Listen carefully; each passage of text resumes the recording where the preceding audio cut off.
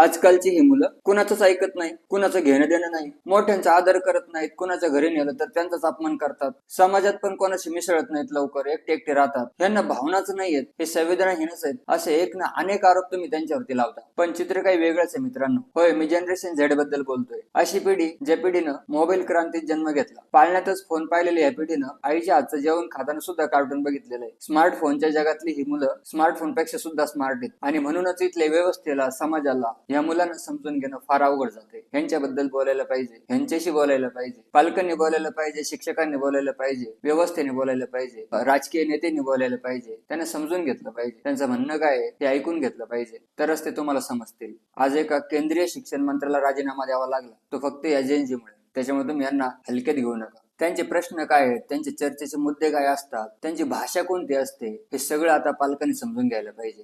आणि फक्त पालकांनीच नव्हे तर इथल्या व्यवस्थेने, समाजाने, राजकीय नेत्यांनी, पोलिसांनी, सगळ्यांनी त्यांचं म्हणणं ऐकून घेतलं पाहिजे.